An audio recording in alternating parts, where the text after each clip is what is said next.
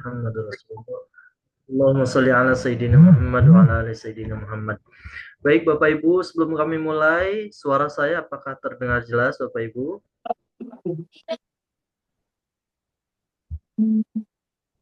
Halo, cek, apakah terdengar jelas suara saya?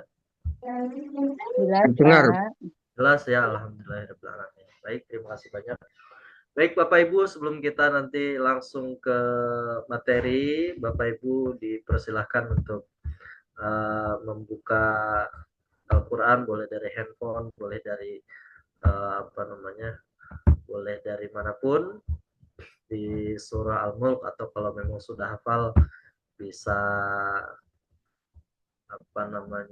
bisa langsung.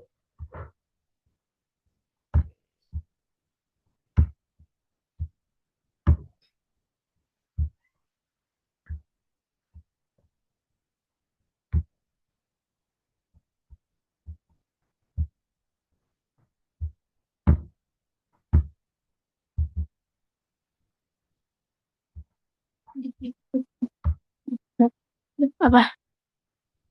Apa? Baik, sudah ya. Surah Al-Mulk atau surah Tabarok. Baik, kita baca sama-sama. Bapak Ibu silahkan. Bismillahirrahmanirrahim. Ila hadratin Nabi Mustafa Muhammadin sallallahu alaihi wasallam wa ala alihi wa ashabihi wa azwajihi wa dzurriyyatihi wa ahli baitihi kiram syai'un lillahi al-Fatihah. A'udzu billahi minasy syaithanir rajim. Bismillahirrahmanirrahim. Alhamdulillahi rabbil alamin. Ar-Rahmanir Rahim. Maliki yaumiddin. Iyyaka na'budu wa iyyaka nasta'in. Ihdinas siratal mustaqim. Siratal ladzina an'amta 'alaihim ghairil maghdubi 'alaihim waladdallin.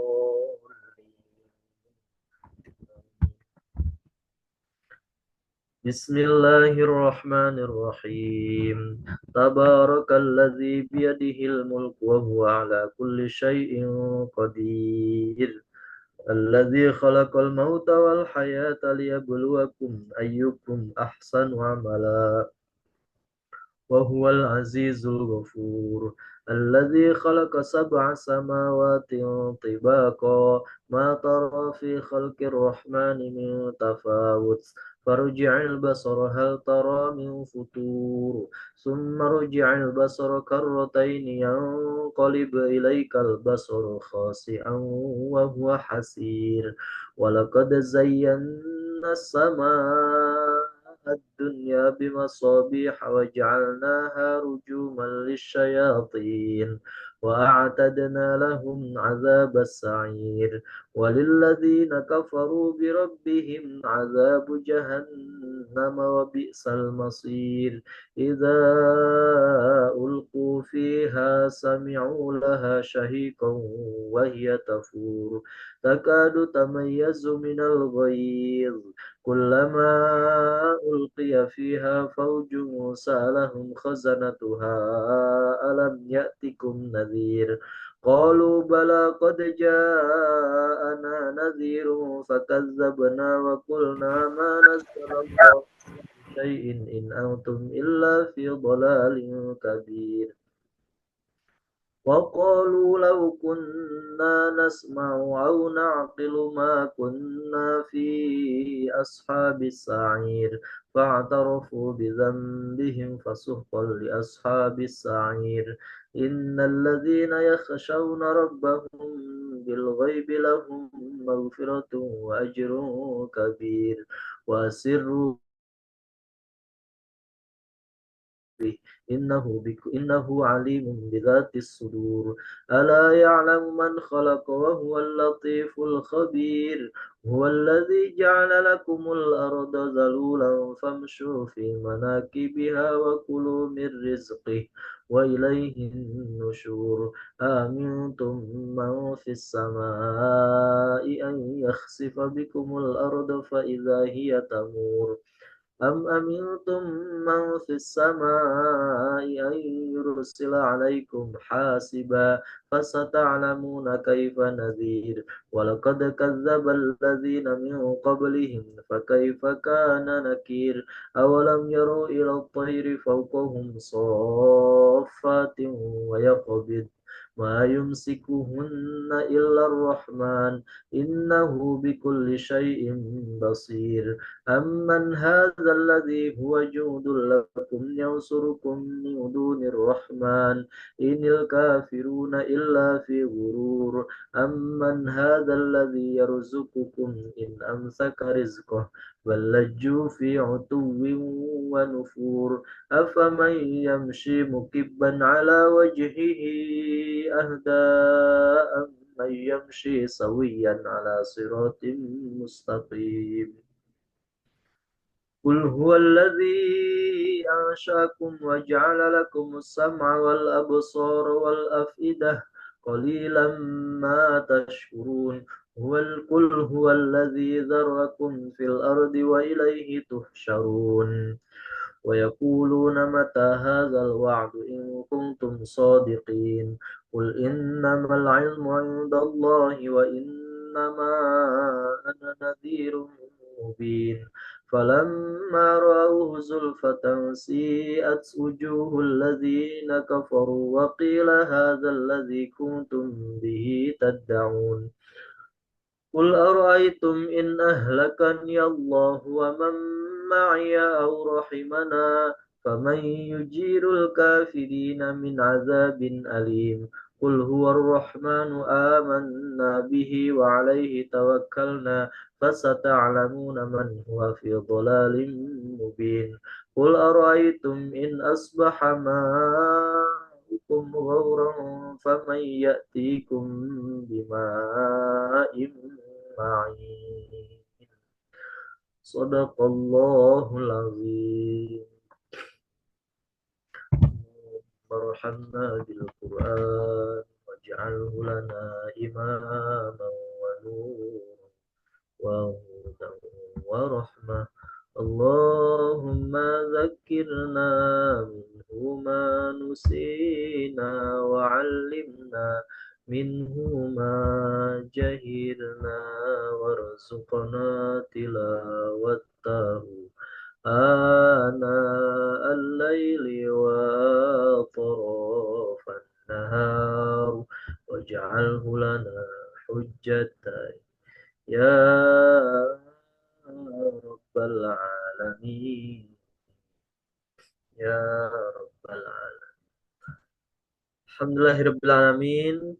Demikian Bapak Ibu, terima kasih banyak sekali lagi yang sudah ikut bergabung di malam hari ini. Alhamdulillah di 2 pekan yang lalu kita jumpa pagi-pagi. Nah malam ini kita di pekan ini jumpa malam-malam ya. Alhamdulillah menjelang istirahat atau Bapak Ibu setelah menjalani weekend liburan dari Sabtu Minggu. Nah kita malamnya insya Allah malam ini akan lanjutkan kelas kita di kelas fikih haji bersama Mukarram Kiai Haji Ahmad Kosasi.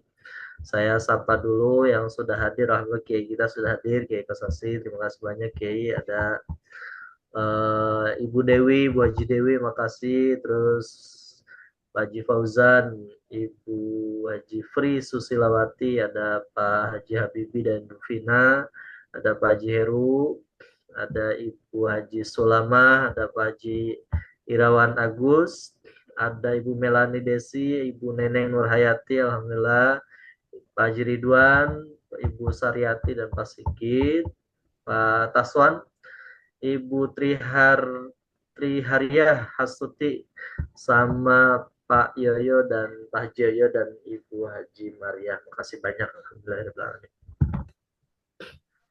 Baik, Bapak Ibu, sama-sama kita buka dengan membaca basmalah Bismillahirrahmanirrahim. Tadi juga kita sudah buka dengan bacaan suratul Waqiah ya, suratul Waqiah. Suratul Mulk, surah Al-Mulk.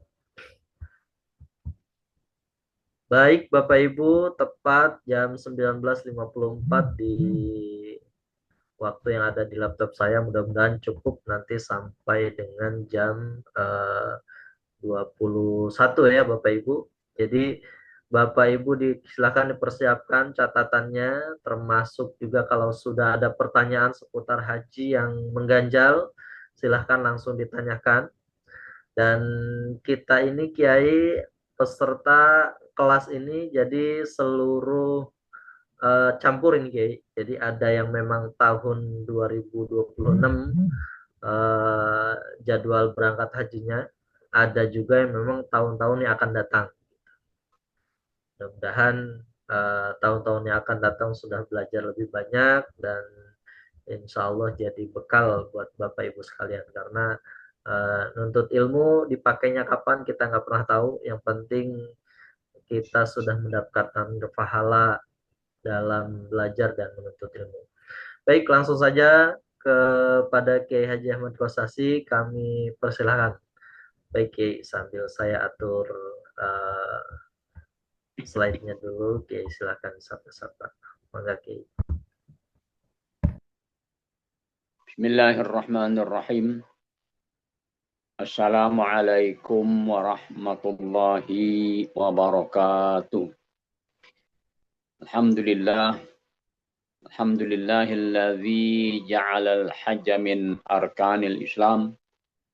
Wassalatu wassalamu ala sayyidil anam.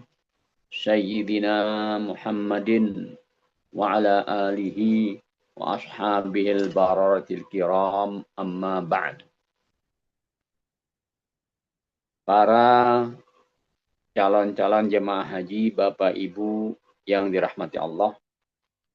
Pertama, mari sama-sama kita panjatkan puji dan syukur kehadirat Allah Subhanahu wa taala yang sampai saat ini Allah masih melimpahkan kepada kita beraneka macam nikmat, terutama nikmat iman, nikmat Islam, serta nikmat syahadat walafiat. Mudah-mudahan nikmat-nikmat Allah yang dilimpahkan kepada kita dapat kita syukuri sehingga Allah jaga, Allah tambahkan nikmat-nikmat tersebut. Amin ya rabbal alamin.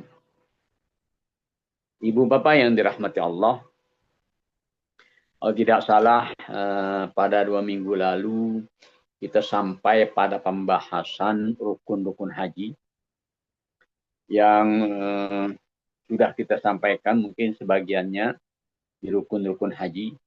Maka tidak ada salahnya malam ini sedikit kita mengulang tentang rukun-rukun haji ini. Pertama, definisi rukun-rukun haji ialah perkara yang harus dikerjakan dalam ibadah haji.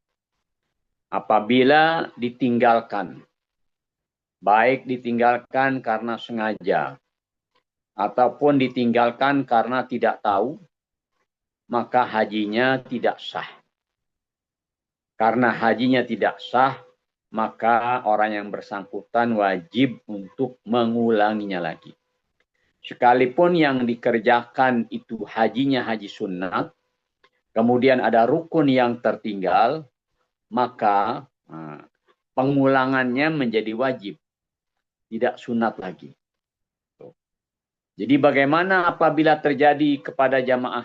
Insya Allah, selama jamaah itu memperhatikan bimbingan dari pembimbing haji, kemudian mengikuti apa yang disarankan oleh pembimbing haji, ya. Tidak istilahnya tidak mau jalan sendiri, enggak. Dia ngikutin benar-benar langkah-langkah yang diberikan, yang diarahkan oleh pembimbing haji. Insya Allah tidak ada rukun yang tertinggal. Sehingga bisa kita pastikan hajinya lengkap dengan menjalankan rukun-rukunnya. Nah, sebab nanti ada yang wajib, ada yang sunat. Tetapi yang inti adalah rukun-rukun haji. Apa saja rukun-rukun haji? Yang pertama, rukun haji itu adalah niat. Niat ini memang dalam semua ibadah ya, harus kita niatkan. Seperti kita sholat, rukun pertama niat. kita puasa, rukun pertamanya niat.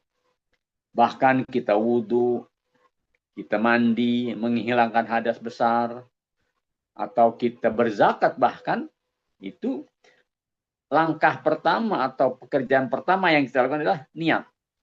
Meniatkan diri untuk melakukan ibadah yang kita inginkan, yang kita maksudkan. Dalam hal ini kita mau melaksanakan ibadah haji. Maka nanti yang pertama kita kerjakan adalah niat. Biasanya niat itu dibarengin dengan pakai baju ihram, dengan pakai pakaian ihram. Disitulah kita niat haji. Kayak apa tuh niat haji? Ini saya gambarkan saja untuk Bapak Ibu jangan merasa bingung sehingga, ini masih lama nih nanti ngapalinnya bagaimana? Nggak usah bingung seperti itu. Bapak nanti di lapangan pada saatnya insya Allah seperti apa niatnya kita bimbing. Seperti apa bacaannya kita bimbing. Dan kapan waktunya kita tunjukkan. Sebagai gambaran, pamannya, kita nih sudah berada di Mekah. Di tanggal 8 Zulhijjah. Maka pertama yang kita kerjakan adalah menggunakan pakaian ihram. Bapak-bapak menggunakan 2 helai kain putih yang sudah disiapkan. Ibu-ibu menggunakan pakaian biasa yang biasa dia pakai sehari-hari atau pakaian yang biasa digunakan untuk sholat. Biasanya ini bajunya baju yang warna cerah seperti putih.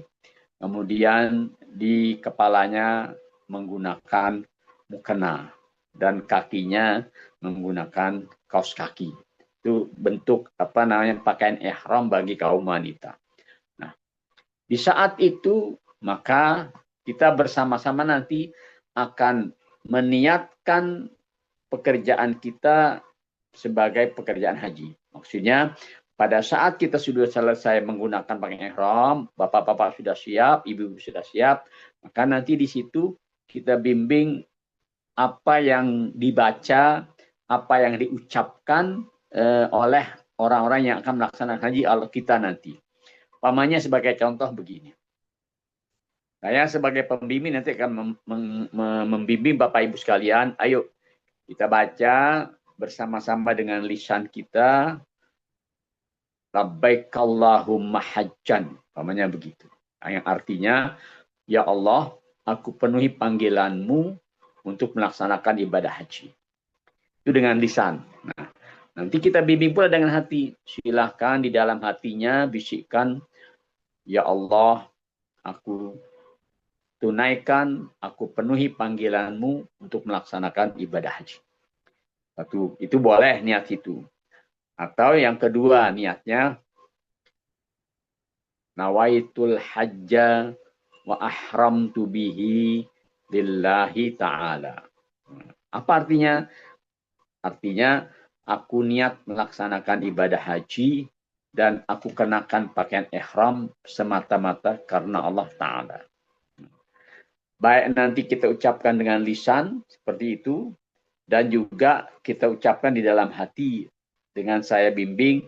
Silakan Bapak Ibu bisikkan di dalam hati, saya niat melaksanakan ibadah haji dan saya pakai ihram semata-mata karena Allah Ta'ala. Nah itu niatnya.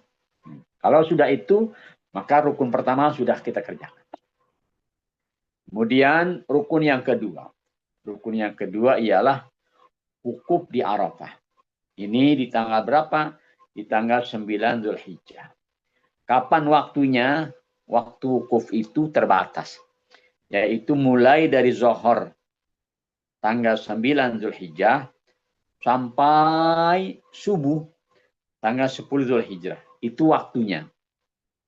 Waktu wukuf dari Zuhur tanggal 9 sampai fajar, sampai subuh tanggal 10 Zulhijjah.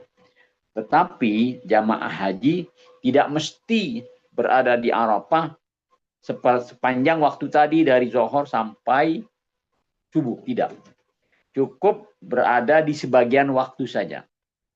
biasanya jamaah haji itu datang ke Arafah pada malam tanggal 9 Zulhijjah atau pada pagi-pagi hari tanggal 9 Zulhijjah. Nanti sebelum zuhur semua sudah bersiap-siap untuk melaksanakan wukuf ketika masuk waktu zuhur dan masih dalam keadaan berpakaian ihram.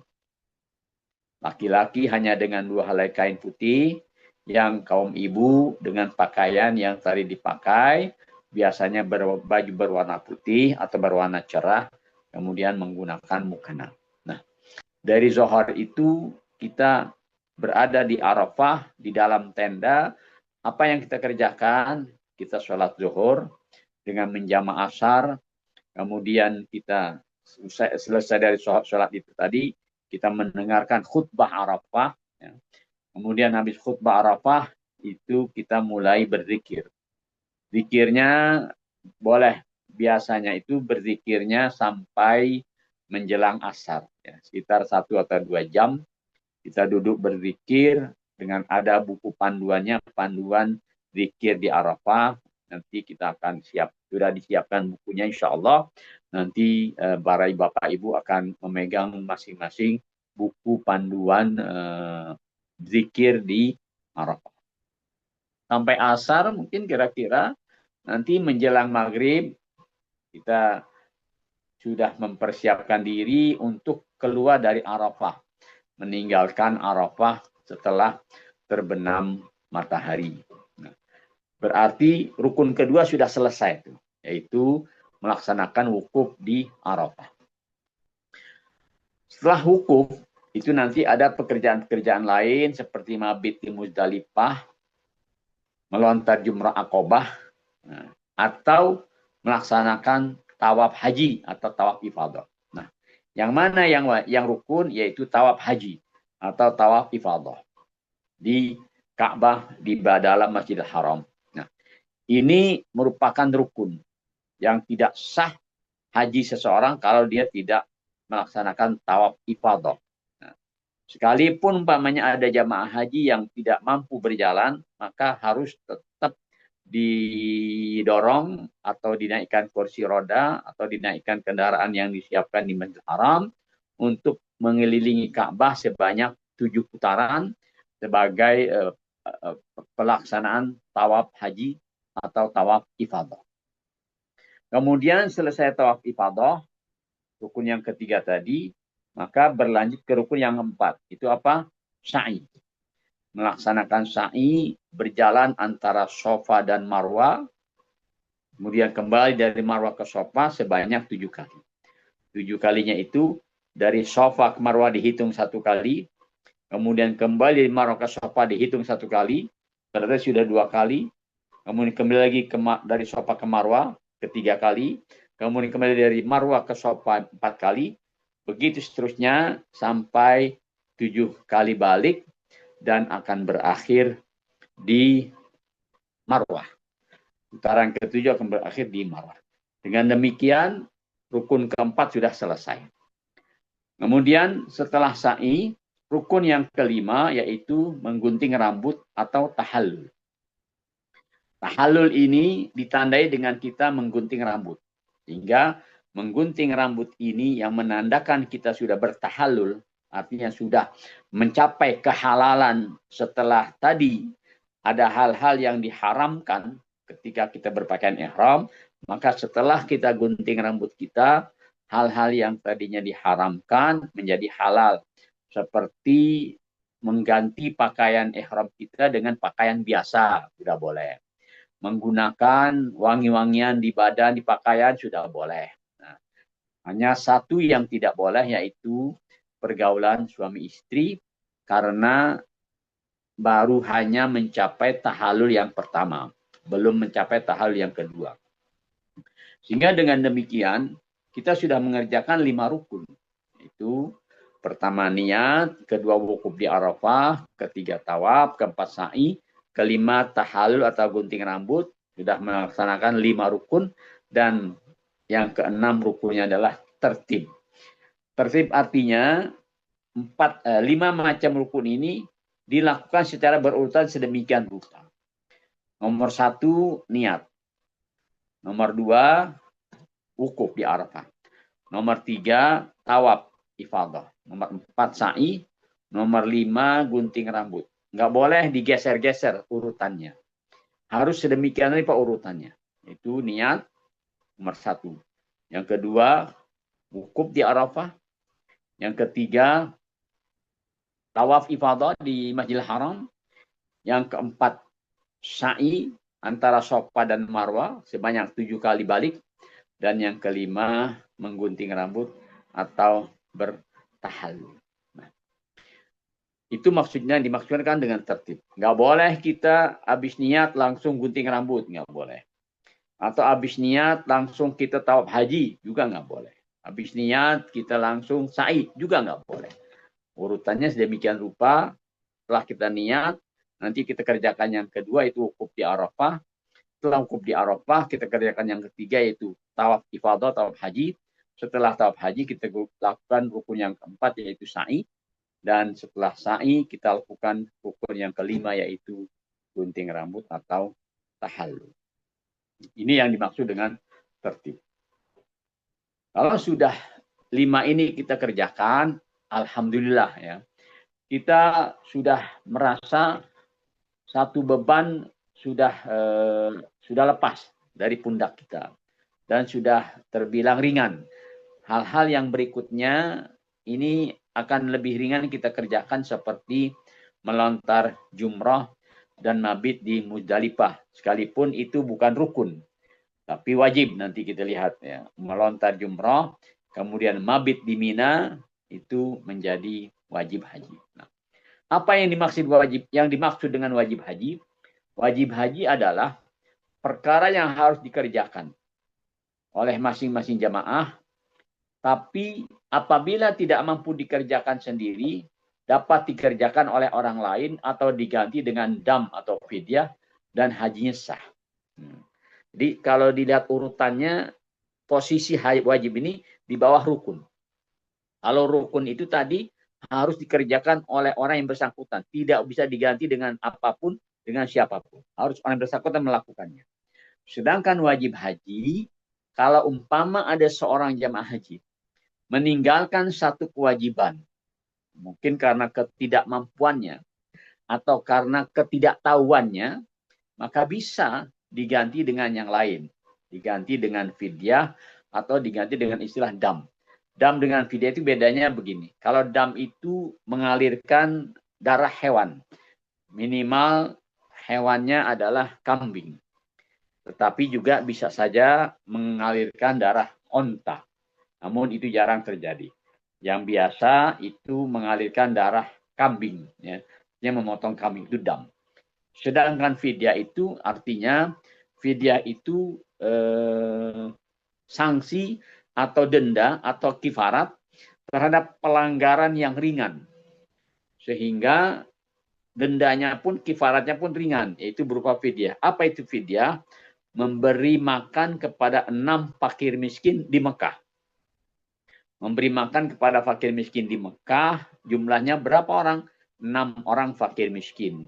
Yang biasanya ditotal dengan uang itu sekitar masing-masing 15 real, kalau zaman dulu mungkin sekarang menjadi 20 real atau 25 real. Sehingga fidyah itu mengeluarkan biaya makan sebesar kurang lebih 120 real atau 150 real. Nanti tergantung nilai satu kali makan di Mekah berapa.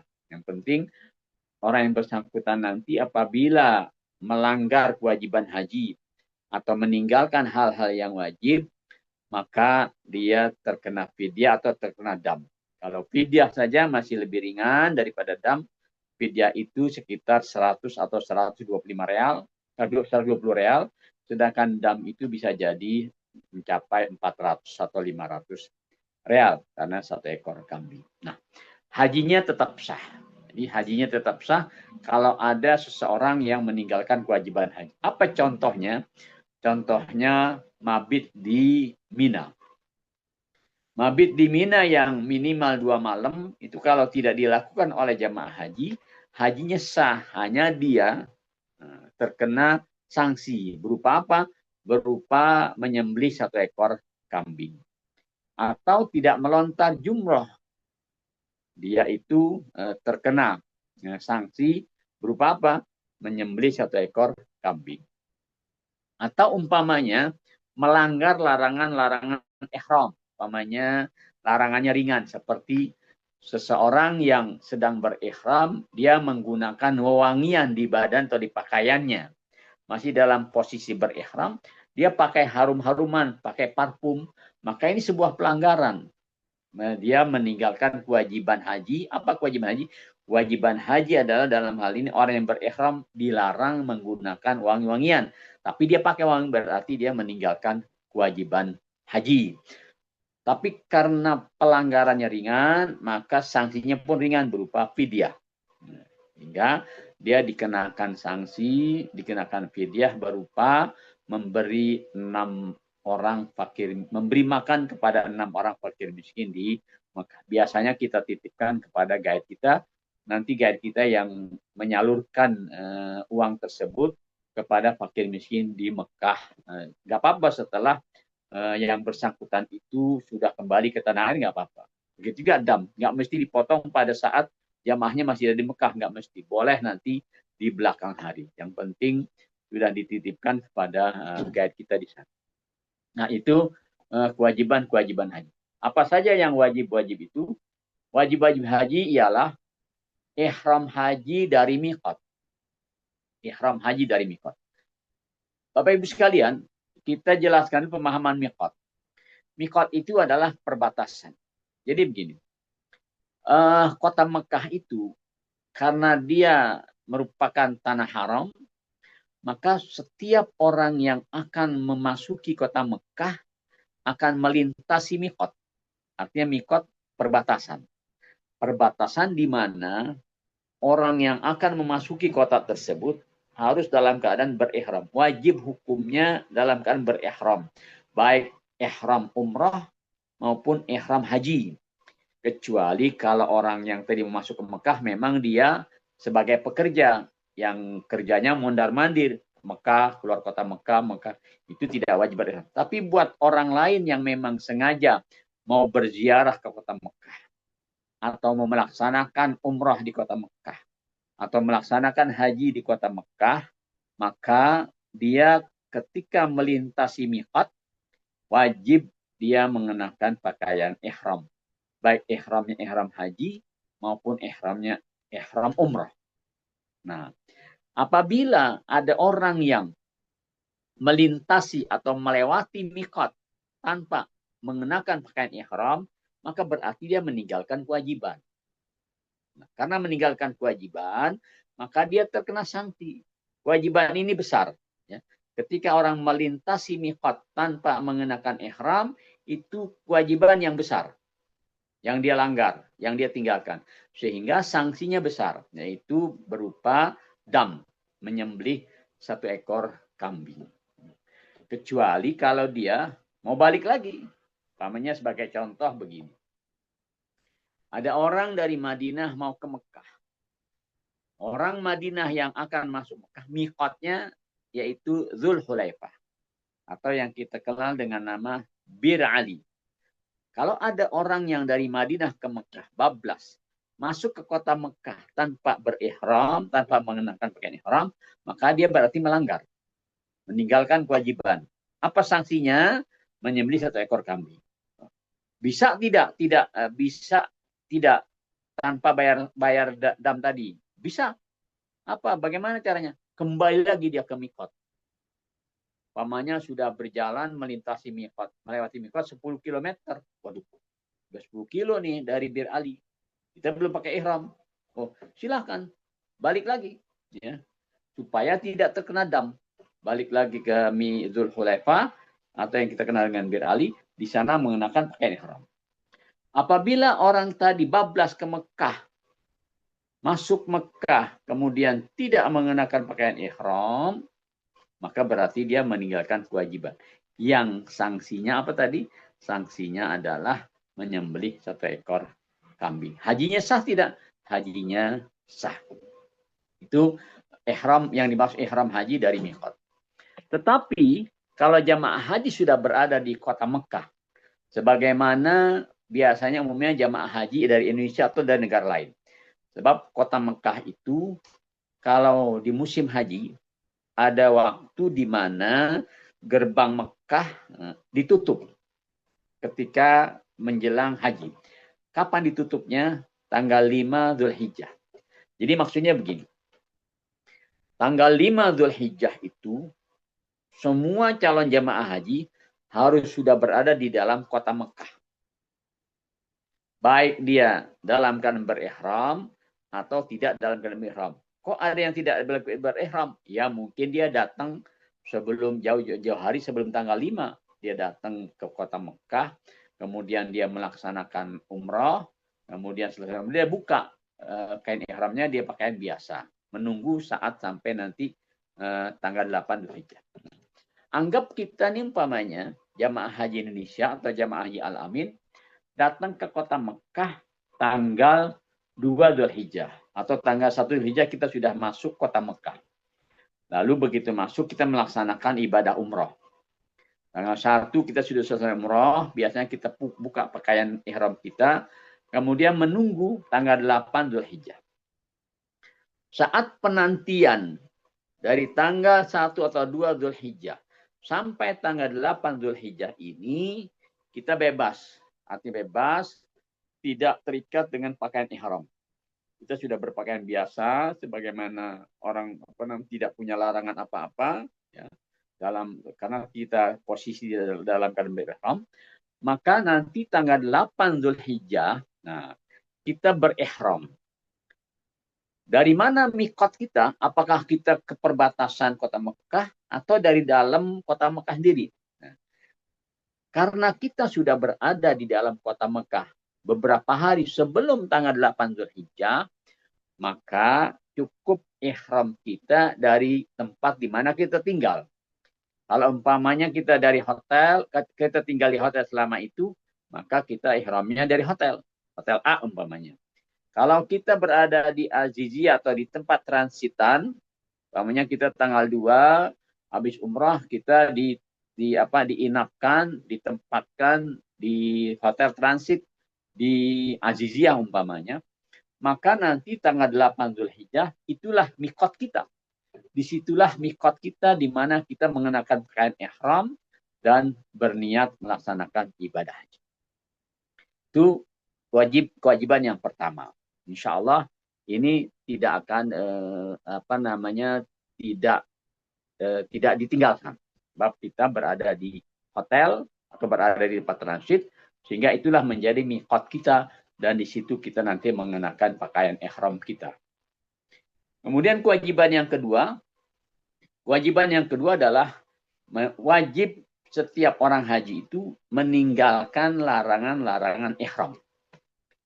Wajib hukumnya seorang yang berhaji itu meninggalkan larangan-larangan ihram. Apabila terjadi pelanggaran dan dia meninggalkan kewajiban ini atau melakukan hal-hal yang dilarang dalam berihram, hajinya sah. Tapi terkena sanksi atau terkena denda. Berupa apa tadi? Berupa dam kalau pelanggarannya berat atau fidyah kalau pelanggarannya ringan. Umpamanya begini. Ketika kita berihram, ada larangan-larangan. Laki-laki dengan perempuan ada sedikit perbedaan. Umpamanya dari segi kepala, penutup kepala. Laki-laki ketika berihram dilarang menggunakan peci, dilarang menggunakan topi, dilarang menutup kepalanya dengan kain apapun.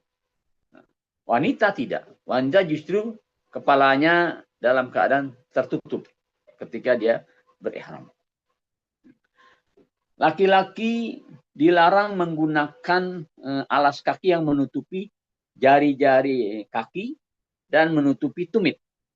Maka sendalnya biasa sendal jepit atau sendal yang menampakkan jari, ujung jari dan menampakkan tumit. Kalau wanita bebas, mau pakai sepatu, mau pakai sendal, wanita itu bebas. Nah, apabila ada jemaah haji laki-laki yang menggunakan sepatu atau menggunakan alas kaki yang menutupi jari atau menutupi tumitnya, berarti dia melanggar larangan ihram atau meninggalkan kewajiban. Atau dia tutup kepalanya, berarti dia melanggar larangan ihram atau meninggalkan kewajiban berihram. Maka terkena denda. Apa dendanya? Fidyah. Karena pelanggarannya ringan. Fidyah tadi memberi makan kepada 6 fakir miskin di Mekah. Nah, tapi kalau ternyata pelanggarannya bermacam-macam. Pamannya dia pakai wangi-wangian. Satu macam. Dia pakai juga umpamanya baju. Atau dia sarungkan kain, sarung di badannya. Lalu yang ketiga, mungkin dia menggunting rambutnya. Sehingga ada 3 macam pelanggaran yang dia lakukan. Dia gunting rambutnya, atau dia cabutin rambutnya. Dia gunakan parfum, dan dia tutup kepalanya. Atau menggunakan sepatu. Maka 3 macam ini menjadikan dia meninggalkan kewajiban yang berat dalam ihram atau melanggar larangan yang berat dalam ihram, maka sanksinya ialah dam, 1 ekor kambing. Hajinya bagaimana? Hajinya tetap sah. Hanya dia menambahkan beban sedikit, yaitu apa? Yaitu memotong 1 ekor kambing. Wanita pun demikian, punya larangan umpamanya menutup muka. Dilarang menutup muka ketika berihram haji. Dilarang menggunakan sarung tangan yang menutupi jari-jarinya. Maka apabila ada wanita yang menutup mukanya, berarti dia melanggar larangan ihram tapi ringan. Diwajibkan dia membayar fidyah. Manakala larangannya akumulasi, tutup muka, dipakai parfum, kemudian mungkin dia gunting atau dia cabutin rambutnya, maka menjadi berat larangannya yang dia langgar. Maka kewajibannya adalah membayar atau menyembelih 1 ekor kambing atau mengalirkan dam atau darah, yaitu menyembelih 1 ekor kambing. Nah, ini sebagai contohnya, nanti kita sebutkan apa-apa saja yang dilarang ketika seseorang berihram yang wajib kita taati, wajib kita lakukan. Yang ketiga, mabit di Muzdalifah. Bermalam di Muzdalifah, yaitu tanggal 10 Zulhijjah. Malam 10 Zulhijjah. Artinya mabit di sini bukan mesti tidur, bukan mesti nginap sepanjang malam, tidak. Tetapi mabit di Muzdalifah maksudnya adalah berada di Muzdalifah di malam hari sampai sekitar jam 12 malam, tengah malam. Artinya begini, dia masuk ke Muzdalifah, umpamanya jam 10 malam, maka dia berdiam sejenak di Muzdalifah sampai sekitar jam 12.30 atau jam 1, baru dia keluar dari Muzdalifah. Kalau umpamanya ada orang yang masuk ke kota Muzdalifah setelah jam 12 malam, maka dia boleh tuh jam 12 malam langsung saja dia berjalan menuju Mina atau menuju Mekah. Itu sudah dianggap mendapatkan mabit di Muzdalifah. Tapi yang manakala ada orang yang meninggalkan mabit di Muzdalifah, dia dari Arafah tanggal malam 10 Zulhijjah, kemudian dia bablas ke Mina tanpa berhenti di Muzdalifah pada belum jam 12 malam, atau dia bablas ke Mekah pada baru jam 11 malam, maka berarti dia meninggalkan 1 kewajiban. Apa? Mabit di Muzdalifah. Dendanya, sanksinya adalah 1 ekor kambing. Hajinya bagaimana? Sah. Walaupun tidak mabit di Muzdalifah. Karena mabit di Muzdalifah bukan rukun, tapi wajib haji yang apabila ditinggalkan maka hajinya tetap sah, hanya terkena sanksi atau terkena denda tadi. Yang keempat, melontar jumroh. Melontar jumroh itu hukumnya sebagai kewajiban haji. Yang apabila ditinggalkan oleh seseorang, maka dalam hal ini kalau melontar masih bisa digantikan oleh orang lain atau diwakilkan oleh orang lain untuk melontar atas nama orang yang tadi tidak melontar. Tidak melontar barangkali karena kondisi kesehatannya,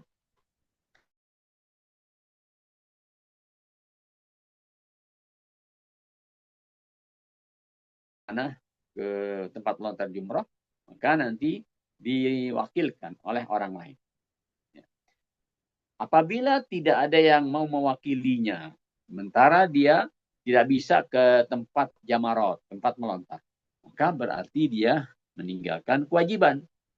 Apa hukumnya? Hajinya tetap sah, hanya terkena apa? Terkena denda berupa menyembelih 1 ekor kambing. Yang keenam, tawaf wada. Tawaf wada ini artinya tawaf selama tinggal dengan kota Mekah apabila kita akan meninggalkan kota Mekah karena sudah selesai manasik haji kita. Lalu kita ingin meninggalkan kota Mekah, baik mau ke tanah air ataupun menziarah makam Rasulullah di kota Madinah, maka kita melaksanakan tawaf wada. Tawaf wada ini sama mengelilingi Ka'bah sebanyak 7 kali putaran, tetapi tidak diiringi dengan sa'i. Cukup hanya tawaf saja. Ya, kurang lebih waktunya 40 menitan atau 1 jam lah paling lama.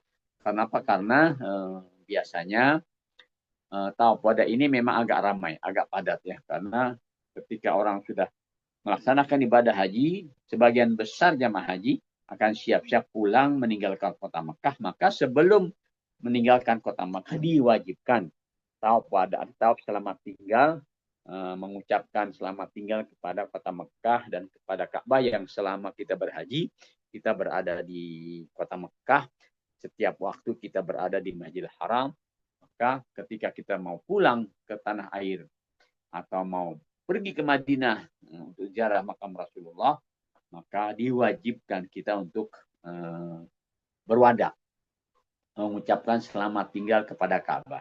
Apa bentuk wadaknya dengan Ka'bah? Yaitu dengan melaksanakan tawaf mengelilingi Ka'bah sebanyak 7 kali. Yang kelima adalah mabit di Mina. Terbalik ini 4 dan 5. Mabit di Mina dulu ya. Mabit di Mina yang kelima. Mabit di Mina pada malam 11 dan malam 12. Biasanya orang Indonesia itu mabit di Mina 2 malam. Walaupun ada mabit 3 malam. Jadi maksudnya gini. Barang siapa yang mau mabit hanya 2 malam saja, sah hajinya. Tidak ada sesuatu yang dilanggar. Sah hajinya dan tidak terjadi pelanggaran. Barang siapa yang mau memabit di Mina 3 malam, malam 11, malam 12, malam 13, maka bagus ya. Dia berada di Mina selama 3 malam. Nah, tapi manakala dia tidak mabit di Mina, kan kalau mabit kan tidak bisa digantikan sama orang lain ya. Bahwa waktunya hanya 1 ya. Tidak mungkin ada 1 orang melaksanakan mabit dua kali, nggak mungkin. Ya. Maka kalau ada orang yang tidak mabit di Mina, berarti dia meninggalkan kewajiban haji.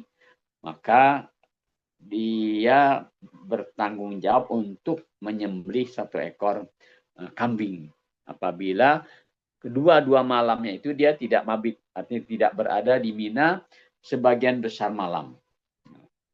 Kita insya Allah ya akan berada di Mina pada malam 12, malam 11 dan malam 12 Juli. Artinya kita mabit di Mina insya Allah. Nah, ini 6 macam kewajiban haji yang insya Allah kita laksanakan semuanya ya sehingga tidak terkena sanksi atau tidak terkena kewajiban dam atau kewajiban fidyah insya Allah. Baik, selanjutnya setelah wajib haji, sunat haji. Sunat haji ini ialah perkara-perkara yang apabila kita kerjakan dapat menambah pahala haji dan bila ditinggalkan tidak mengganggu keabsahan haji. Maksudnya gitu. Kalau kita kerjakan berpahala, ada pahala tambahan dari ibadah dari manasik yang kita kerjakan tersebut, walaupun sunat sifatnya. Kalau kita tinggalkan tidak ada ganti apa-apa, tidak ada sanksi apa-apa, tidak ada pengurangan pahala, tidak ada. Umpamanya begini, kita dapat nilai 8 umpamanya. Lalu ada orang yang mengerjakan sunat haji, ditambah pahalanya 1 umpamanya 1 poin. Nah, sehingga dia dapat 9. Tapi ada orang yang sudah mendapat angka 8, tidak mengerjakan yang sunat, maka angka 8-nya tidak dikurangi. Ya. Cuma saja dia akan berada di bawah orang lain yang mengerjakan sunat. Ya. Maka memang tidak berdosa. Tapi ya kita istilahkan merugi saja. Kita rugi kalau sampai yang sunat-sunat itu tidak kita kerjakan. Dan nanti kita arahkan. Ini Bapak Ibu sekalian, perkara-perkara yang sunat. Ayo, sebaiknya kita kerjakan. Walaupun itu sunat, jangan kita tinggalkan. Kenapa? Karena rugi kalau kita tidak sampai mendapatkan pahala. Walaupun tidak dosa kalau kita nggak kerjakan. Dan tidak ada sanksi apa-apa, tidak ada denda apa-apa kalau kita tinggalkan. Hanya kita tidak mendapatkan pahala seperti orang-orang yang mengerjakan. Apa itu sunat-sunat haji? Antara lain mandi ihram. Mandi sebelum kita menggunakan pakaian ihram. Kita disunatkan mandi. Kemudian merapikan rambut. Ya. Jadi sebelum kita pakai ihram, rambut kita yang mungkin akan mengganggu kita potong dulu. Ya. Kita pendekin kalau memang ada yang akan mengganggu. Atau bulu-bulu di badan, umpamanya kita cukur dulu sehingga nanti ketika kita berihram tidak ada gangguan apa-apa. Kita kuku demikian pula. Kita gunting kuku kita sebelum kita niat. Sebelum kita pakai ihram dan sebelum niat haji, maka kuku-kuku yang mungkin panjang, kita gunting dulu, kita rapikan dulu, kita potong dulu, sehingga nanti tidak ada yang mengganggu. Kenapa? Bisa jadi begini. Kalau kita lagi berihram, sementara kuku kita panjang, bisa jadi kuku kita nyangkut. Nyangkut ke baju ihram atau nyangkut ke tempat lain, sehingga mungkin ya yang namanya kuku panjang nyangkut, mungkin dia akan terbelah. Atau akan terkelupas sedikit. Nah, ini kan jadi repot. Ketika dia biarkan tidak dipotong, itu mengganggu, terasa nggak nyaman. Ketika dia potong, kan apa? Akan terkena fidyah, sanksi fidyah. Nah, ini repotnya. Sehingga dianjurkan, disunatkan sebelum mengenakan pakaian ihram, disunatkan apa? Disunatkan beresin dulu kukunya. Potongin dulu kukunya sehingga nanti selama kita berihram tidak ada gangguan apa. Kita lihat sunat-sunat yang lain.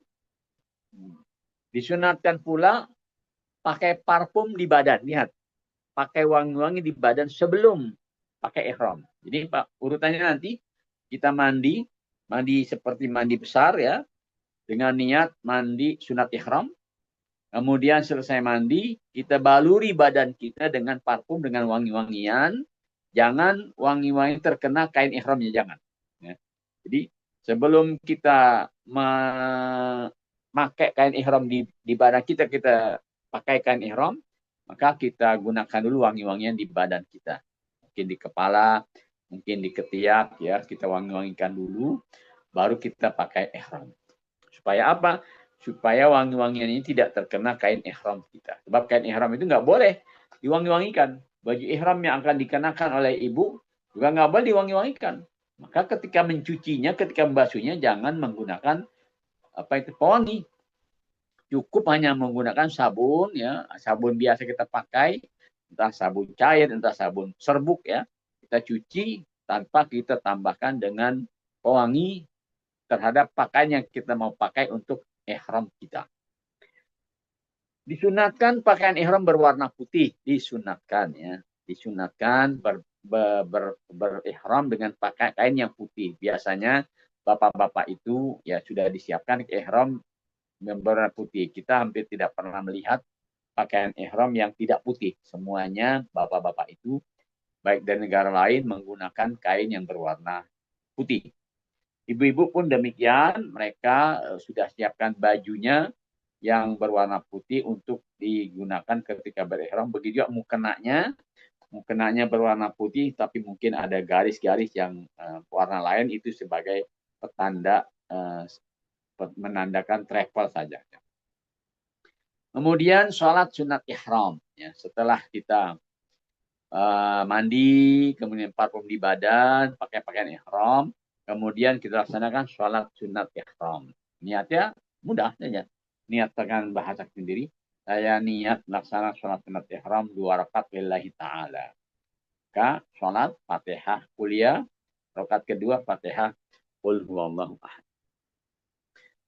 Disunatkan pula memperbanyak talbiyah. Ya, talbiyah itu lafalnya labbaik Allahumma labbaik, labbaik la syarika lak, labbaik innal hamda wan ni'mata laka wal mulk la syarika lak, labbaik Allahumma labbaik, labbaik la. Terus ya, diperbanyak selama pakaian ihram melekati badannya, dia memperbanyak talbiyah, memperbanyak doa dan berzikir kepada Allah Subhanahu wa taala. Zikir entah dia membaca subhanallah walhamdulillah wala ilaha illallah wallahu subhanallah walhamdulillah wala ilaha illallah wallahu dan seterusnya.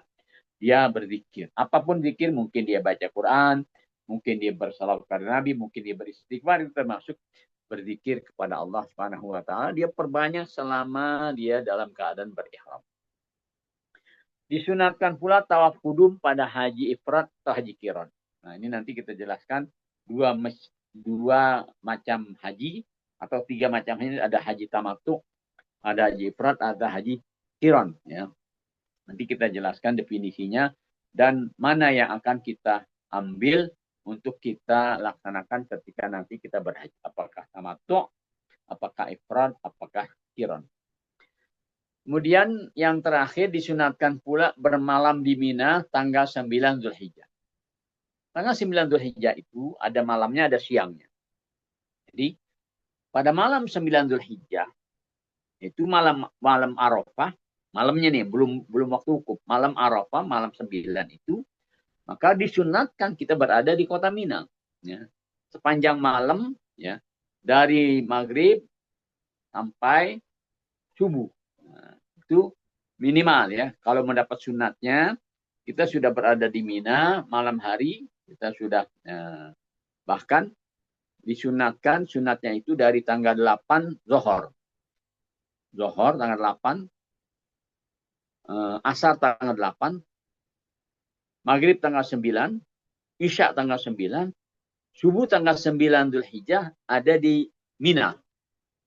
Itu disunatkan demikian. Bermalam di Mina tanggal 9 Dzulhijjah. Melaksanakan sholat 5 waktu. Dari Zohor tanggal 8, Asar tanggal 8, Maghrib tanggal 9, Isya tanggal 9, Subuh tanggal 9 Dzulhijjah. Baru setelah subuh, jamaah haji menuju menuju Arafah untuk melaksanakan wukuf nanti ketika masuk waktu zuhur. Bapak Ibu yang dirahmati Allah, ya saya ingatkan lagi bahwa ini poin-poin yang tadi kita sampaikan, jangan membuat ibu menjadi risau, bapak menjadi pusing ya. Ini gimana nanti nih ngapalinya? Nggak usah diapalin ya. Sebab apa? Sebab ini nanti semuanya akan kita praktekkan di lapangan. Bukan dihafalkan, bukan diingat-ingat teorinya, enggak. Nanti semua yang kita jelaskan di sini itu akan kita praktekkan pada saatnya nanti ketika kita melaksanakan manasik haji di lapangan. Nah, sehingga nanti Bapak Ibu ya istilahnya gini. Walaupun tidak ingat apa saja yang kita kerjakan, kan udah lama nih kita manasiknya, udah sekian bulan kita manasik di sini praktek sekarang. Apa yang kita kerjakan? Nggak usah risau, nggak usah bingung. Kenapa? Karena nanti setiap langkah dari mulai kita berangkat meninggalkan rumah kampung halaman kita sudah mulai itu.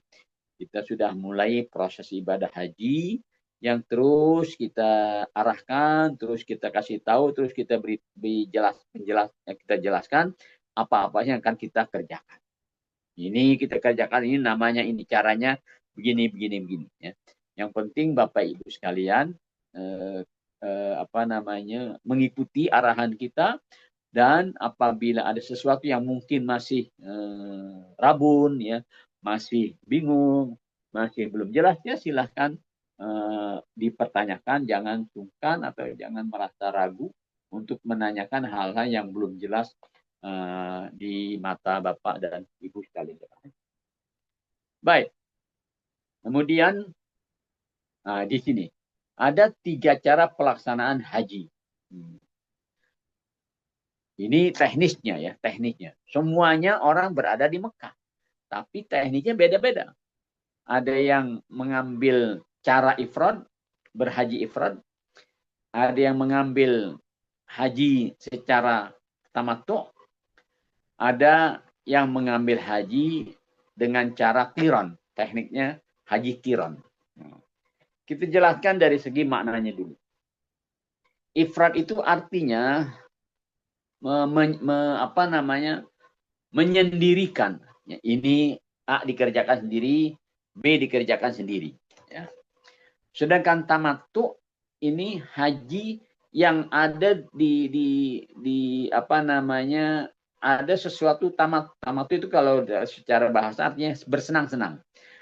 Orang berhaji tamat itu di tengah-tengah hajinya ada yang sesuatu yang menyenangkan hatinya, menyenangkan dirinya, bertamattu namanya, bersenang-senang. Kemudian qiran. Qiran artinya menggabungkan. Menggabungkan apa? Menggabungkan haji dan umrah bareng-bareng. Ya. Artinya satu pekerjaan tapi dua niat. Nah, gitu. Niat haji dan niat umrah disatukan, dikerjakan satu kali. Walaupun jenis pekerjaannya dua. Haji dan umrah kan dua macam tuh. Haji dan umrah kan sebetulnya beda-beda. Tapi dalam haji qiran ini keduanya digabungkan dan dikerjakan satu kali tanpa dua kali. Walaupun dua ibadah haji dan ibadah umrah, tapi kerjaannya satu kali. Maka disebut haji qiran. Prakteknya bagaimana? Lihat. Selanjutnya haji ifrad. Penjelasannya begini. Ini detail langkah-langkahnya haji ifrad. Haji ifrad adalah berihram dari mikot dengan niat berhaji. Nah, jadi maksudnya gini. Kita nih orang yang datang dari Indonesia. Orang yang dari Indonesia atau dari Asia Tenggara, Indonesia, Filipina, Malaysia, Brunei, ya, itu mikotnya Yalamlam. Ini sudah ditentukan oleh Rasulullah. Ya. Arah dari Indonesia dan sekitarnya, mikotnya Yalamlam. Nah, artinya nanti ketika kita melintas Yalamlam, loh, kan pesawat nggak dunia Yalam. Nah, biasa nanti kita ini orang yang akan langsung ke Mekah, kemudian naik pesawat yang turun di Jeddah, maka pesawat itu akan melintas Yalamlam. Pramugari atau petugas pesawat itu sudah maklum. Jamaah penumpang yang dibawa adalah ini orang-orang yang akan berumrah atau akan berhaji. Maka biasanya 20 menit menjelang melintas Yalamlam itu diumumkan di pesawat. Bapak Ibu sekalian, bagi yang akan melaksanakan umrah atau melaksanakan haji, silahkan niat, karena silahkan niat dan rapihkan pakaian ihramnya, karena kita sebentar akan melintas Yalamlam. Maka Bapak Ibu penumpang haji, penumpang pesawat itu, sudah dia karena sudah berpakaian ihram, tinggal niat saja, niat umrah atau niat haji.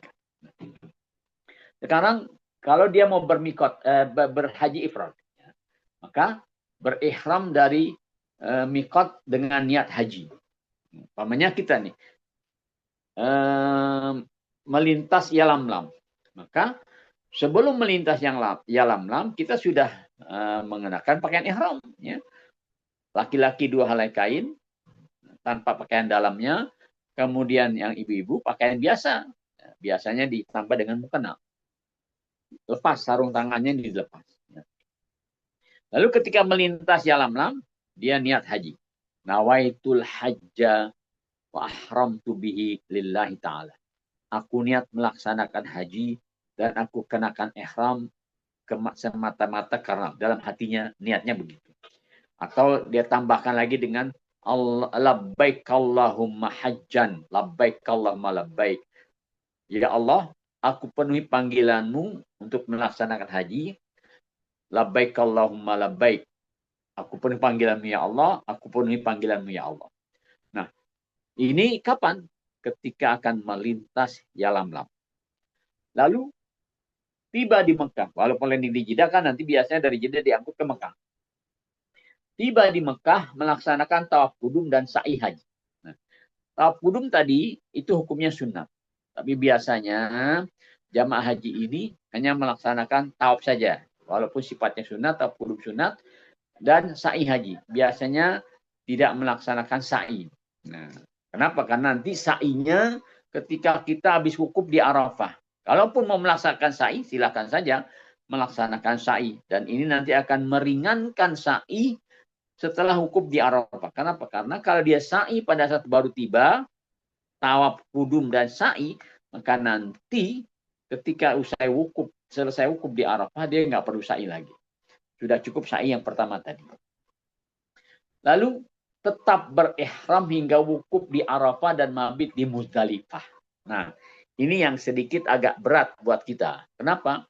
Manakala kita tiba di Mekah, tanggal 1 atau tanggal 2 Zulhijjah, kemudian kita mengambil teknis haji ifrad, maka kita kena poin yang ketiga nih. Tetap berihram hingga wukuf di Arafah dan mabit di Muzdalifah. Tanggal berapa? Tanggal 9 dan 10 Zulhijjah. Bayangin kalau kita tiba di Mekah tanggal 2 Zulhijjah. Kemudian kita mengambil tata cara haji ifrad, maka kita berihram selama 10 hari. Tanggal 2 kita sudah berihram. 2, 3, 4, 5, 6, 7, 8, 9, 10. Baru buka. Berarti berapa hari? 9 hari kita dengan pakaian ihram dan menghadapi beberapa larangan ihram seperti tidak boleh berwangi-wangian, tidak boleh menggunting atau mencabut rambut dan bulu di badan, tidak boleh laki-laki yang menggunakan pakaian berjahit, tidak boleh alas kaki yang menutup jari dan tumit, ya. Tidak boleh menutup kepala. Nah, kemudian yang perempuan tidak boleh menutup muka dan tidak boleh menggunakan sarung tangan. Nah, juga perhatikan pergaulan suami istri. Seandainya pasangan suami istri tinggal di hotel dalam keadaan berihram, khawatir terjadi hubungan antara keduanya, maka itu sebuah pelanggaran yang amat sangat berat sekali, yang dendanya bukan hanya kambing, tapi dendanya onta.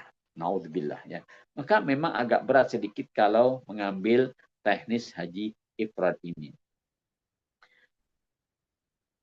Tetap berihram hingga wukuf di Arafah dan mabit di Muzdalifah, yaitu tanggal 10 Zulhijjah.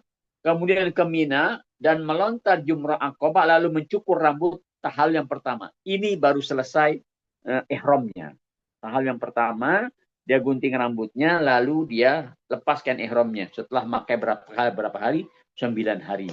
Oh, cukup berat ya. Cukup berat. Kemudian tawaf ifadah. Nah, kalau dia sudah tawaf ifadah, maka tahallul yang kedua. Bapak Ibu sekalian, ada istilah tahallul pertama, tahallul kedua. Tahallul pertama itu artinya begini. Kalau ini sudah wukuf ya, kita sudah wukuf, itu kita akan bertahallul. Dengan apa kita bertahallul? Dengan kita mengerjakan tawaf sa'i, gunting rambut. Ya, tawaf sa'i, gunting rambut. Tahallul pertama. Atau yang ke Mina dengan melakukan lontaran jumrah Aqabah sebanyak 7 butiran, maka dia gunting rambutnya. Tahallul pertama juga. Nah, tapi kalau umpamanya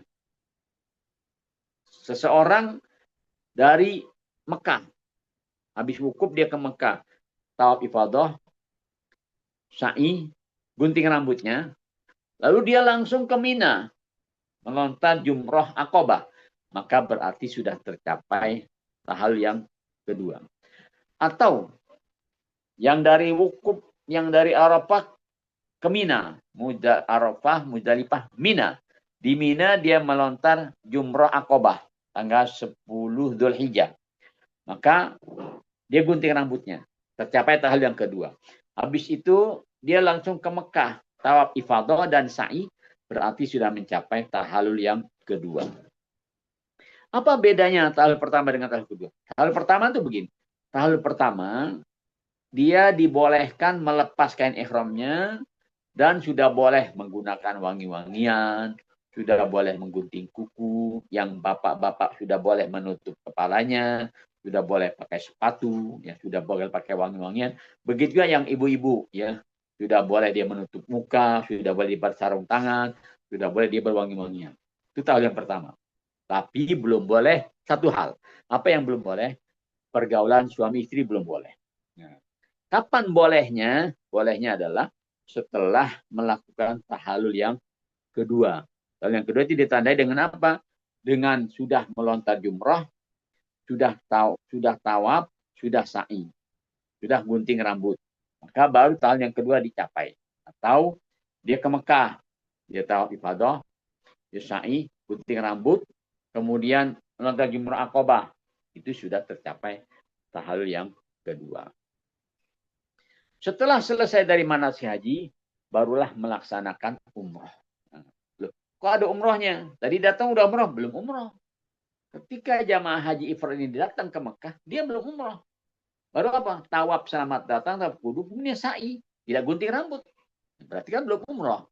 Maka, kapan dia umrohnya? Umrohnya adalah setelah selesai dari ibadah haji. Biasanya tanggal 14 Zulhijjah. Dia bermikot. Bermikot di mana? Mikot yang terdekat. Tan'im, yang kurang lebih 12 km. Ya. Atau Ji'rana yang kurang lebih 20 km. Biasanya umumnya ke Tan'im saja. Ke Tan'im, dia mikot di situ. Arti bermikot, dia menggunakan pakaian ihram. Dan niat melaksanakan umrah. Nawaitul umrah wa ahramtu biha lillahi ta'ala. Lalu dia tawaf ke Mekah. Dia sa'i, gunting rambut. Selesai umrahnya. Maka dua ibadah sudah selesai. Ibadah haji sudah selesai. Ibadah umrah sudah selesai. Cuman bedanya, urutannya haji dulu, baru umrah. Itu namanya haji ifrad. Baik. Bagaimana Mas Samsul ini? Mau dilanjutkan haji yang kedua tamattu atau dibuka kesempatan tanya jawab?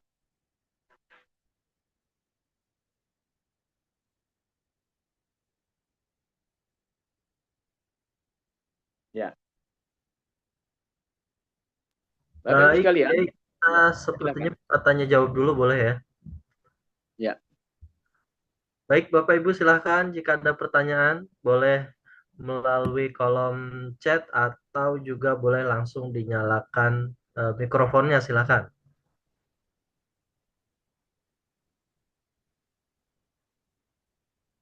Boleh Bapak Ibu silakan. Jika ada pertanyaan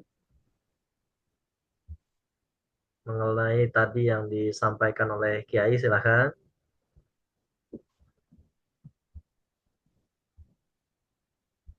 Kalau tidak ada, kita lanjut ke pembahasan selanjutnya. Haji tamattu. Baik ya, silakan Kiai. Bapak Ibu sekalian, tadi di haji ifrad tidak ada denda apa-apa. Tidak ada penyembelihan hewan dam. Tidak harus menyembelih dam. Tapi korban beda. Kalau mau korban silahkan korban yang hukumnya sunat. Tapi di haji ifrad tidak diwajibkan menyembelih hewan.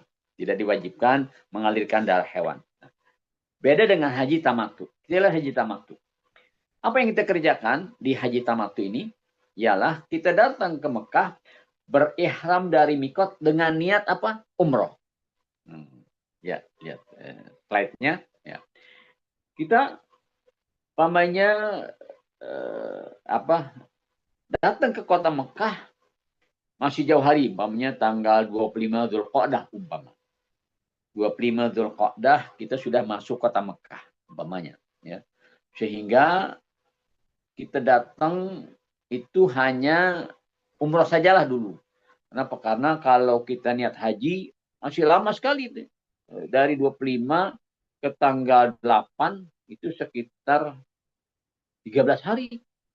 13 hari ditambah lagi tanggal 8, 9, 10, 15 hari.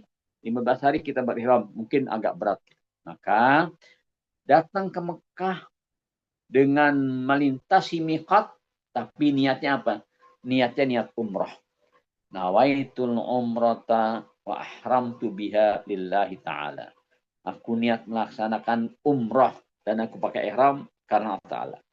Labbaik Allahumma umratan. Ya Allah, aku penuhi panggilanmu untuk melaksanakan ibadah umrah. Seperti apa ibadah umrah yang kita kerjakan? Yaitu sampai di kota Mekah, kita sudah dalam keadaan berihram. Ya, jaga larangan-larangannya. Kemudian kita tawaf, kita sa'i, dan gunting rambut. Itu namanya umrah. Sudah selesai kita tawaf, sudah sa'i, sudah gunting rambut. Nah, kita lepas pakaian ihram kita. Maka kita menjadi halal kembali. Ya, karena sudah tahallul tadi, sudah menjadi halal kembali. Apapun boleh dikerjakan yang tadi ketika berihram dilarang. Boleh menggunakan wangi-wangian, boleh menggunting rambut, boleh menggunting kuku, pakaian pun bebas buat laki-laki. Ya, maksud bebas ini dia boleh memakai celana panjang, boleh memakai sarung, boleh pakai baju biasa, boleh tutup kepala, ya, dan sebagainya. Bahkan boleh, maaf ya, dia dibolehkan melakukan pergaulan suami istri, ya, selama tidak dalam keadaan berihram. Kan sudah selesai umroh, sementara hajinya masih sekian hari lagi, berarti dia masih dalam posisi bebas. Kemudian menanti saat wukuf dalam keadaan tidak berihram. Jadi berada di Mekah dalam posisi tidak berihram, bebas kita. Bebas dalam arti bahwa kita tidak terkena larangan beralas kaki yang nampak, ya, yang nampak jari, tidak, ya. Tidak dilarang menggunakan parfum, tidak dilarang menggunting kuku, tidak dilarang berihram, tidak dilarang berhubungan suami istri. Sampai kapan? Sampai nanti tiba saatnya kita akan wukuf di Arafah. Pada hari ke-8 Zulhijjah, maka kita berihram dari Mekah dengan niat haji dan melaksanakan rangkaian manasik haji secara sempurna. Ingat, tanggal 8 Zulhijjah, biasanya sore hari atau malam hari, ya, malam tanggal 8 Zulhijjah atau hari tanggal 8 Zulhijjah atau malam tanggal 8 malam 9 Zulhijjah, kita sudah siap-siap melaksanakan wukuf di Arafah. Persiapannya seperti apa? Kita pakai ihram, lalu kita niat haji. Pakai ihram, lalu kita niat dalam hati kita, nawaitul hajja wa ahramtu bihi lillahi ta'ala. Aku niat melaksanakan haji dan aku pakai ihram karena Allah Ta'ala. Labbaik Allahumma hajjan, labbaik Allahumma labbaik, labbaik la syarika laka labbaik. Dengan demikian kita sudah dalam posisi ihram dan akan melaksanakan ibadah haji. Cara ini mewajibkan bayar dam. Kenapa di tamattu membayar dam, di ifrad tidak bayar dam? Begini, di ifrad itu sedikit agak berat pekerjaan. Apa beratnya? Beratnya adalah kita sejak tiba di Mekah. Mau tiba di Mekah tanggal 20 Dzulqa'dah, mau tiba di Mekah 25 Dzulqa'dah, atau 1 Dzulhijjah, 2 Dzulhijjah, 3 Dzulhijjah, 4 Dzulhijjah, dia itu sejak saat tiba di Mekah sampai nanti wukuf di Arafah, sampai mabit, sampai melontar jumrah tanggal 10 Dzulhijjah, pakaiannya hanya berihram saja. Bapak nggak boleh dilepas pakaian ihramnya diganti dengan pakaian biasa, nggak boleh. Ibu ya tetap dengan pakaiannya, tetapi ingat-ingat dia dalam posisi berihram, sehingga nggak boleh sengaja-ngaja nyabutin rambut, sengaja-ngaja guntingin kuku, ya, atau dia menggunakan parfum selama sekian hari. Nah, ini berat nih kalau haji ifrad. Tapi haji tamattu enggak begitu. Ringan haji tamattu itu. Dia masuk ke Mekah, melaksanakan umroh, lepas kain ihram, sudah bertamattu dia. Tamattu arti bersenang-senang dia. Senang-senang tanpa ada larangan apapun. Ya, boleh berwangi-wangian, boleh menggunting kuku, boleh menggunting rambut, pakai pakaian biasa, boleh bergaul suami istri. Nah, maka ada apanya? Ada dam. Wajib membayar dam atau wajib menyembelih 1 ekor kambing. Nah, ya kan? Kelihatan nih, yang berat nggak ditambahin dengan dam. Yang ringan dan ada kesenangan di dalamnya ditambahi dengan 1 ekor kambing yang disembelih oleh haji yang bersangkutan. Baik. Yang terakhir, haji qiron. Haji qiron kerjaannya ringan. Tapi nanti kerjaannya ringan, ada tambahannya. Apa ringannya? Berihram dari miqat dengan niat haji dan umroh sekaligus. Di prakteknya begini. Kita datang dari Indonesia, ya. Lalu melintas Yalamlam. Di Yalamlam itu kita niat 2 ibadah sekaligus. Nawaitul hajja wal umrata wa ahramtu bihima lillahi ta'ala. Aku niat melaksanakan haji dan umroh sekaligus. dan aku pakai ihram semata-mata karena Allah. Atau dengan bertalbiyah, labbaik Allahumma hajjan wa umratan. Labbaik Allahumma. Ya Allah, aku penuhi panggilanmu untuk berhaji dan berumrah. Berarti dua ibadah kerjaannya satu. Seperti tadi kita di haji ifrad, datang ke kota Mekah ya, tanpa tanpa buka kain ya. Kita hanya disunatkan tawaf kudum. Kemudian kalau mau sa'i silahkan sa'i, kalau enggak apa-apa, nanti aja sa'inya setelah tawaf ifadah. Lalu setelah kita tawaf kudum, tawaf selamat datang, ini kain ihram jangan diganti. Bapak-bapak jangan mengganti kain ihramnya dengan pakaian biasa, dengan celana atau sarung, tidak, tetap dalam keadaan berihram. Seperti tadi kita berhaji ifrad. Ibu-ibu ya, kalau ibu-ibu boleh ganti pakaian, namanya pakaian yang dia pakai sudah nggak nyaman ya, mungkin sudah bau keringat, ya ganti, boleh-boleh saja ibu-ibu ya, dengan pakaian yang lain, tetapi tetap menutup, menjaga auratnya. Tapi untuk haji qiran diwajibkan bayar dam, seperti dam haji tamattu loh, kan berat kerjaannya, betul berat kerjaannya, tapi kita sudah menggabungkan dua ibadah satu pekerjaan. Kita kan nggak disuruh lagi umrah habis haji tanggal 14 Zulhijjah. Kita nggak umrah. Cukup sudah. Dengan niat dua ibadah digabung. Nawaitul haji wal umrata. Aku niat berhaji dan umrah sekaligus. Kita wukuf, kita mabit di Muzdalifah, melontar jumroh, kemudian mabit di Mina, tawaf ifadah, sa'i, gunting rambut, dan sebagainya. Itu sudah semua di dalamnya. Di dalamnya haji dan di dalamnya umrah. Karena ringan pekerjaannya, maka ada kewajiban apa? Kewajiban membayar dam. Ini bukan dam pelanggaran, bukan. Tapi dam qiran. Dam karena dia melaksanakan haji qiran. Yang ringan kerjaannya. Nah, tapi ada kewajiban lain berupa apa? Berupa penyembelihan satu ekor kambing, ya sekitar mungkin 400 atau 500 real lah, karena musim haji kan biasanya harga naik ya, harga menjadi mahal satu ekor kambing itu. Baik, nah kita akan melaksanakan haji apa, insya Allah nanti kita akan lanjutkan pada pembahasan yang berikutnya. Baik, mungkin ada hal-hal yang perlu ditanyakan Bapak Ibu sekalian, saya persilahkan. Baik, alhamdulillah. Baik, silakan Bapak Ibu. Jika ada pertanyaan, alhamdulillah di penjelasan lumayan detail tadi, ada 3 haji, haji qiran, haji ifrad, haji tamattu. Terus tadi juga ada tentang rukun haji, wajib haji, sunnah haji, dan tata cara pelaksanaan haji. Baik, Bapak Ibu ada pertanyaan, silakan.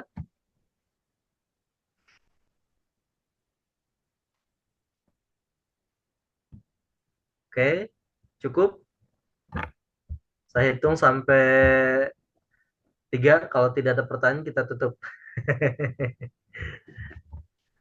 Alhamdulillah, kalau ditanya barangkali ya kita husnuzon saja bahwa Bapak Ibu insya Allah sudah bisa mencerna dan menyerap apa yang disampaikan pada malam hari ini. Seandainya di hari-hari berikutnya ada hal-hal yang mungkin muncul pertanyaan tentang haji atau tentang umroh, ya silakan aja. Kita sudah punya grup, ya silakan lontarkan pertanyaan di grup. Barangkali bermanfaat buat yang bertanya, juga bermanfaat buat yang tidak bertanya. Oh, ternyata sama persoalan yang ini diajukan, jadi manfaatnya menjadi banyak, menjadi bisa dimanfaatkan oleh jamaah-jamaah yang lain, walaupun yang bertanya satu orang. Ya, silakan Mas Samsul. Baik, Bapak Ibu, siap ya. Karena tidak ada pertanyaan di Zoom, kita tunggu nanti pertanyaannya di grup WhatsApp. Jadi silahkan grup WhatsApp-nya dimanfaatkan. Jika ada hal-hal yang kira-kira mengganjal begitu dan perlu ditanyakan, silahkan langsung ditanyakan di grup WhatsApp. Barangkali bisa jadi pertemuan yang akan datang Bapak Ibu sudah menyiapkan pertanyaannya, jadi kita bisa lebih banyak diskusi dan tanya jawab begitu ya. Baik, Kiai, sepertinya sudah, alhamdulillah sudah pintar semua, sudah mulai paham, dan Bapak Ibu yang tentunya yang sudah dekat, yang tahun ini ataupun tahun 2027 nanti, 2026 ataupun 2027, mudah-mudahan segala sesuatunya bisa dipersiapkan, terutama tentang kesehatannya dan juga terutama juga tentang ibadah-ibadahnya, ya. Jadi Bapak Ibu yang juga misalkan saya belum lancar baca Quran, nah silahkan bisa cari guru ngaji dari sekarang, atau bisa juga ngaji lewat Quran Call di Darul Quran juga ada, ya. Jadi ini penting sekali supaya Bapak Ibu ketika sampai di tanah suci tidak bingung mau ibadah apa lagi nih, karena akan ada waktu-waktu khusus untuk Bapak Ibu sekalian ibadah mandiri. Baik, silahkan Kiai bisa ditutup. Baik, Bapak Ibu yang dirahmati Allah, kita baca Fatihah sebagai penutup acara bimbingan manasik kita ini, dengan harapan mudah-mudahan apa yang disampaikan, apa yang kita dengar bisa kita pahami dan bisa pada waktu nanti menjadi petunjuk buat kita dalam melaksanakan ibadah haji, dan insya Allah menjadi bekal buat kita untuk bisa melaksanakan rangkaian manasik haji dengan sebaik-baiknya.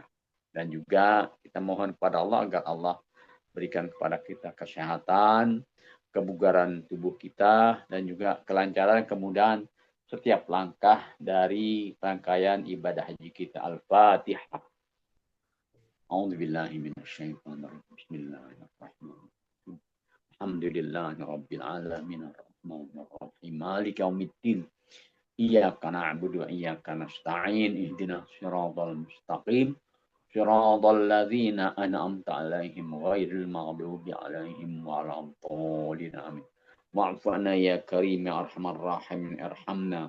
Allahumma bihaqqil Fatih wa bisyirril Fatih wa bikaramatil Fatih wa bijahil Fatih. Iftah 'alaina abwabal ilmi وافتح باب المعرفة وافتح باب القوة وافتح على باب الصحة وافتح باب الرزق وافتح علينا أبواب الجنة برحمتك يا أرحم الراحمين. ربنا زدنا علما وألحقنا بالصالحين. ربنا زدنا علما وألحقنا بالصالحين. ربنا زدنا علما وألحقنا بالصالحين. Ya Allah ya Rabb, mudahkan pelaksanaan ibadah haji kami. Berikan kepada kami kesehatan, kelancaran, dan juga kemudahan dalam setiap langkah di dalam melaksanakan ibadah haji kami. Rabbana atina fid dunya hasanah wa fil akhirati hasanah wa qina adzabannar. Da'wahum fiha subhanakallahumma wa tahiyyatuhum fiha salam. Akhir da'wahum alhamdulillahi rabbil alamin wa lafa minkum. Wassalamualaikum warahmatullahi wabarakatuh. Waalaikumsalam warahmatullahi wabarakatuh. Baik, terima kasih banyak Kiai Kosasi atas penjelasannya. Bapak Ibu, demikian kelas pertemuan kita di malam hari ini. Alhamdulillah kelas haji di pertemuan kedua setelah kita libur beberapa bulan, karena ini menjelang juga insya Allah musim haji di 2026 nanti. Baik Bapak Ibu, kita sama-sama tutup dengan baca hamdalah alhamdulillahirabbil alamin subhanakallahumma bihamdika nastaghfiruka wa natubu ilaik. Demikian, assalamualaikum warahmatullahi wabarakatuh. Terima kasih banyak Ibu Dewi, Bu Haji Dewi, Bu Haji Dia, dan Pak Dadang, Pak Fauzan, Bu Fri, Pak Haris, Bu Sulama, makasih, Pak Irawan Agus, Bu Haji Leni, makasih juga, alhamdulillah. Ada Ibu Melani, ada Ibu Pak Yoyo dan Bu Maria, Bu Neneng, makasih. Bu Haji Munur Musrifatin, alhamdulillah hadir juga. Pak Taswan, Bu Tri Hastuti, Pak Zaki Muhammad, masih banyak. Baik, izin saya tutup. Demikian Ibu Bapak, terima kasih.